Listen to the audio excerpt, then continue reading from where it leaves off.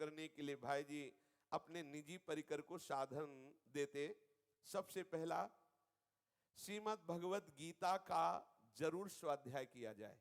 भाई जी महाराज, आपका निरंतर नाम जप हो और जो भी कार्य कर रहे हो भगवत प्रसन्नता के लिए हो, चाहे गृहस्थ हो चाहे विरक्त हो, भगवत प्राप्ति हो जाएगी। तो भाई जी ने कुछ नियम बताए। पहली बात, शास्त्र का स्वाध्याय। श्रीमद् भगवत गीता जी, श्रीमद् भागवत जी, ये ऐसे महामहिमा में ग्रंथ है, इनकी जोड़ नहीं है, जरूर पढ़ना चाहिए किसी भी संप्रदाय को। देखो, सहचरी भाव के श्री भगवत ऋषि जी महाराज कह रहे, प्रथम सुने भागवत भक्त मुख भगवत बानी। हमारे यहाँ सेवक वाणी की फलस्तुति में देखिए लिखा है, सेवक वाणी जू अति अगाध मत गूढ़, बिरलो कोई समझई हित मार्ग आरूढ़। हित मार्ग आरूढ़ भाव भागवत मिले सब, चार वेद सुस्मृत चार अवगा हिले जब, तब पावे सेवक हृदय जो हित मार्ग उपदेशी। श्री सुख मुख जो बचन सुनावो, तब श्री हरिवंश सुनाम सुनावो। श्रीमद् भागवत, श्रीमद् भगवत गीता प्रत्येक उपासक को स्वाध्याय करना चाहिए। चाहे भले आप 2 ही श्लोक पढ़ें और उनका अर्थ मनन करें, जरूर करना चाहिए। ये बहुत बड़े लाभ की बात है। एकादश स्कंद और श्रीमद् भागवत ये और ऐसा सिद्धांत है जो साधक को कभी भ्रष्ट नहीं होने देगा। जरूर स्वाध्याय। स्वाध्याय का तात्पर्य केवल पढ़ लेना नहीं है, मनन करके आचरण करना भी है। दूसरा, कुछ समय तक आप अपने आराध्य देव के ध्यान का जरूर नियम बनाएं। पहला शास्त्र स्वाध्याय, दूसरा ध्यान। इससे बहुत जल्दी आनंद की अनुभूति होती है। कुछ मिनट ऐसे होना चाहिए जिसमें इष्ट के ध्यान में आसक्ति पूर्वक प्रभु का कोई रूप, कोई चित्रपट, वैसे सब उन्हीं के हैं, कोई भी चित्रपट आप जो बहुत प्यारा लगता है उसे बार बार देखिए, बार बार ध्यान करने की चेष्टा कीजिए। समाहित चित्त, थोड़ी देर ऐसे बैठना सीखिए कि हिलन डुलन ना हो, शांत। इसीलिए कौमार अवस्था से भगवत प्राप्ति के लिए प्रयास करना चाहिए। अब जीवन भर विषय भोगे, वायु रोग से शरीर ग्रसित है, थोड़ी थोड़ी देर में अधो वायु, थोड़ी थोड़ी देर में खांसी, इधर उधर हलचल, मतलब कितना चंचलता भरी हुई है। तो सावधान, थोड़ा तो ऐसा कुछ हो कि 10-20 मिनट अगर बैठ गए तो बैठ गए, फिर हिले नहीं। थोड़ा तो शरीर से अलग होने की चेष्टा, और इतना ठास के मत खाओ कि डकार के ऊपर डकारें आ रही हैं। अरे भरने से क्या होगा, थोड़ा डाल लो, शांत रहो। अब जीवन में केवल भगवत प्राप्ति लक्ष्य बनाओ। थोड़ी देर ध्यान का नियम, और वो नियम बहुत काल तक चलना चाहिए। तीसरा, नियम पूर्वक नाम जप। नियम पूर्वक नियम ले लेना चाहिए कि आप 2 घंटे 4 घंटे या इतने माला, जो भी गुरु कृपा से, वो नाम जप हटना नहीं चाहिए। दिनचर्या में जो नाम जप का नियम लो उसे पूरा करना चाहिए, बढ़ भले जाए कभी घट ना पावे ऐसा। संध्या के समय जरूर भगवत स्मरण परायण होना चाहिए। उपासक संध्या के समय भोजन न करे, और भी कई चेष्टाएं, संध्या के समय सोना, मैथुन करना और प्रपंच की बातें, ये बहुत हानिकारक। संध्या काल में जरूर भगवत स्मरण करते हुए सावधानी पूर्वक वो समय व्यतीत करना चाहिए।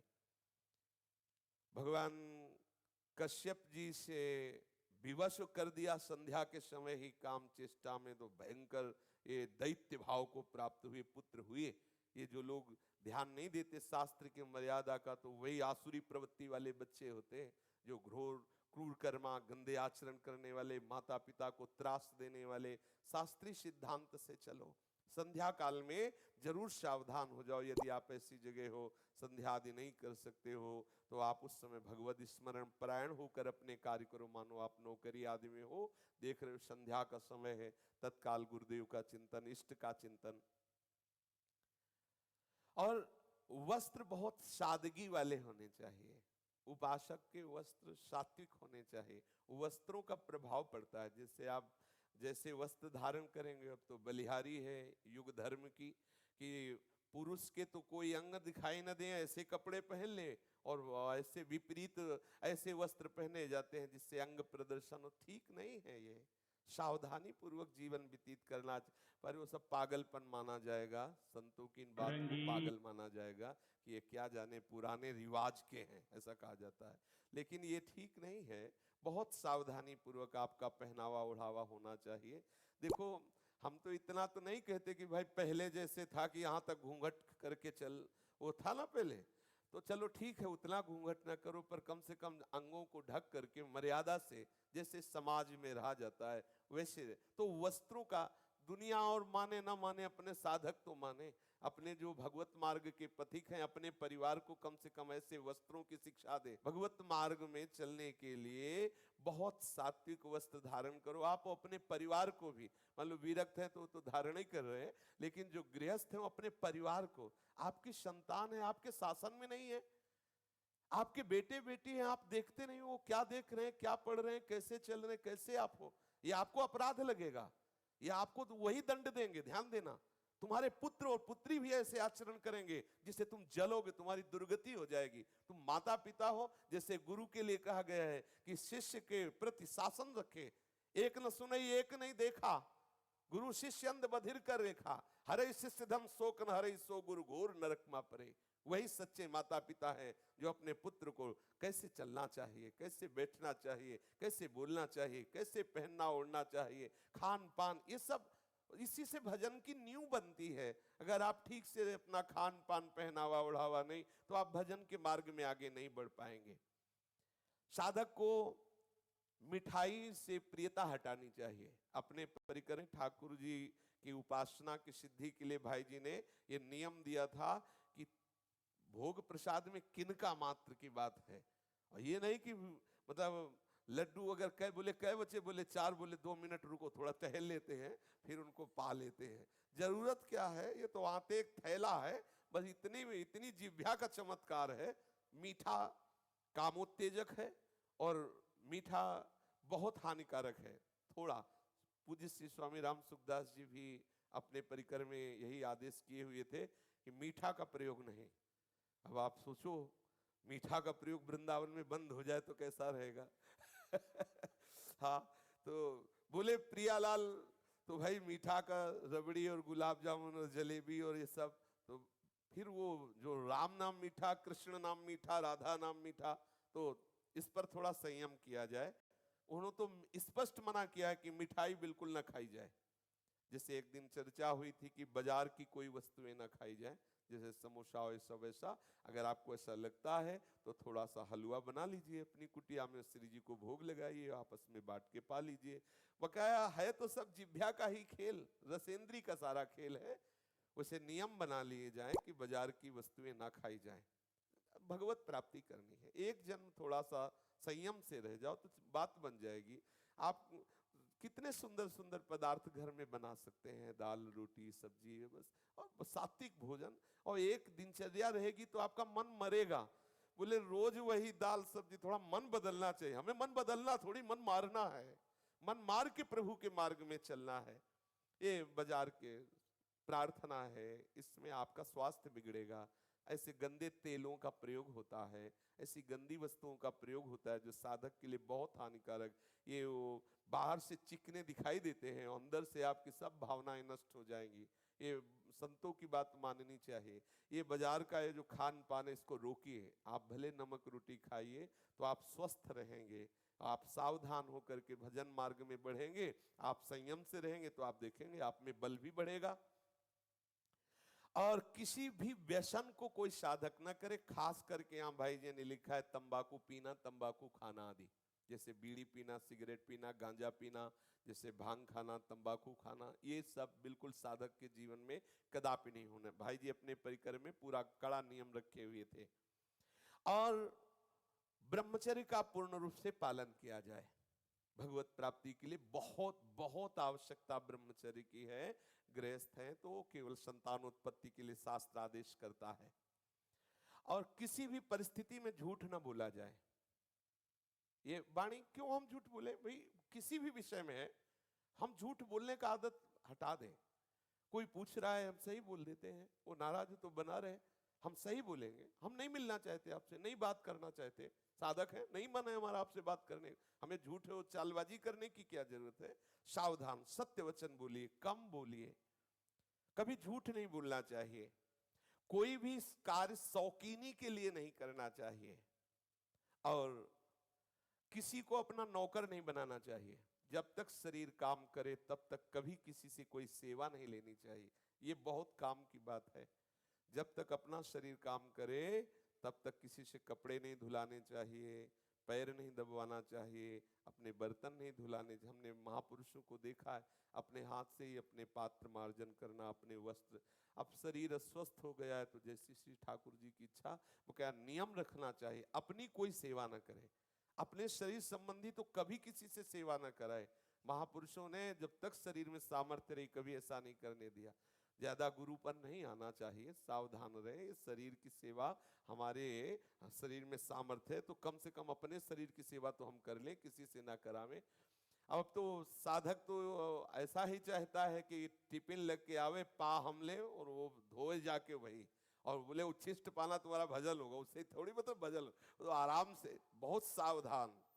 तुम्हारा उच्छिष्ट जा रहा है मतलब समझ रहे हो तुम्हारी सामर्थ्य भजन की कम हो रही है, सावधान। ज्यादा पैर छुआना, ज्यादा सेवा करवाना, ये सब वृत्ति हटावे। जब तक शरीर में सामर्थ्य, कभी किसी से सेवा ना ले, अर्थात शरीर सेवा ना करावे। अपना काम अपने हाथ से करे जितना बन सके। बहुत कम खर्चे वाला जीवन रखे। क्रोध आने पर मौन हो जाए, किसी को गाली न दे, किसी से गुस्सा न करे। जहां क्रोध आना हुआ मौन हो जाए। और क्रोध मौन नहीं रहने देता, क्रोध वाचाल करता है। जहां क्रोध आएगा तो दुरुक्ति, गाली शुरू हो जाए, कटुता आ जाएगी, सावधान रहे। निरंतर भजन करने वाले साधक को शयन और जगने का ठीक समय होना चाहिए, इस पर प्रमाद न किया जाए। एक दिनचर्या आप बना लीजिए, 5 घंटे साधक को शयन के लिए बहुत है, बहुत है। जो संसारिक कार्यरत है 6 घंटे, इसके आगे नहीं। 24 घंटे में 6 घंटे आपके शयन के। अब आप विभाग कर सकते हो, मानो 3 घंटे रात्रि में सो लो तो 2 घंटे दिन में आराम कर लो, या 5 घंटे रात्रि में शयन कर लो तो फिर 24 घंटे में फिर दोबारा फिर शयन मत करो। वो आप अपनी दिनचर्या। भाई जी आज्ञा कर रहे हैं कि सोने और जागने का एक नियम हो जाना चाहिए। नींद नहीं आ रही तो फिर मोबाइल और आईपैड प्रयोग किए जा रहे हैं, साधक का कर्तव्य नहीं है। वह मतलब साधक होकर के गेम खेले, साधक होकर के इधर उधर के नाटक सिनेमा देखे, साधक होकर समय कि अब नींद नहीं आ रही तो क्या करें, ये बिल्कुल ठीक नहीं। नींद नहीं आ रही, 10 बजे शयन का टाइम है, आप लेट जाइए, आंख बंद कीजिए, नाम जप शुरू कर दीजिए। आपका टाइम है 3 बजे उठना, बिल्कुल नींद आ रही है, उठ के बैठ गए, नहीं सोना, अपने आप नींद आने लगेगी सही टाइम पे। एक नियमावली सोने और जागने की होनी चाहिए। जब कोई आपको प्रणाम करना चाहे, पैर छूना चाहे, आप बिल्कुल स्वीकार न करें। आदेश कर रहे हैं, भगवत प्राप्ति करनी है, यदि कोई आपके पैर छू रहा है पीछे हट जाइए। अगर वो प्रणाम कर रहा है आप पंचांग कीजिए, शरीर स्वस्थ हो तो 100 बार प्रणाम कीजिए, सबको प्रणाम, किसी का प्रणाम स्वीकार न करे।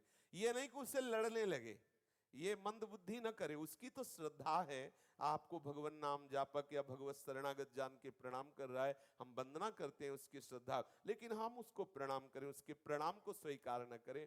ये कटु व्यवहार साधक के लिए ठीक नहीं कि सामने वाले को झिड़क देना और कठोर व्यवहार, नहीं, ऐसा नहीं। वो कोई अपराध थोड़ी कर रहा है, वो तो श्रद्धावान है। आप उससे ज्यादा श्रद्धा करके उसको प्रणाम कीजिए, उसका प्रणाम स्वीकार मत कीजिए। किसी से हम कोई भी सेवा लेने का उत्साह न रखें, ये दिनचर्या में अपनी बनाए। ऐसी आपका जहां भजन स्थल है, यदि कोई कोलाहल हो रहा है, कोई परेशानियां प्रकट हो रही, तो शांति पूर्वक सह जाइए। जैसे आप भजन में बैठे हो, धड़ाम धुड़ुम इधर आवाज आ रही, कोई माइक, कोई ऐसा कोलाहल, अब ये नहीं माला रख के रुक, अब उठ के उसको डांट, हो गया माला, अब वो उधर झगड़ा शुरू, अब लौट के आओगे तो भजन नहीं होगा। फिर चुप शांत, तो परीक्षा के लिए हो रहा है। और भगवान ऐसी लीला करते हैं, उसे प्रेरित करेंगे। वैसे तो चाहे दूर अल्लाह मच रहा हो, भेजेंगे, जाओ नजदीक बात करो। दिवाली यहाँ भजन हो रहा है, पास में खड़े होके बात करेगा, हंसी करेगा कि आप छोड़ो माला, उठो, आओ हमसे लड़ो आकर। लेकिन आपको गंभीर रहना, जहां भी आप रह रहे हैं, आसपास वातावरण यदि प्रतिकूल भजन के हो रहा है तो आपको भागना नहीं, उसे अनुकूल करने की चेष्टा नहीं करनी, अपने से लड़ना है। प्रभु ने आपको परिस्थिति दी, उसी में भजन करके आप परिपक्व बनो। कभी किसी भी बात का आप अभिमान न करें और परस्पर शरीर आकर्षण से बचे। स्त्री साधक एकांत में पुरुष साधक से ना मिले, पुरुष साधक स्त्री साधक से ना मिले। ये भाई जी ने नियम बनाए थे कि इस नियम से चलने पर साधक नाम में प्रीति कर पाएगा, निरंतर नाम उसकी जिह्वा में चलेगा। शेष चर्चा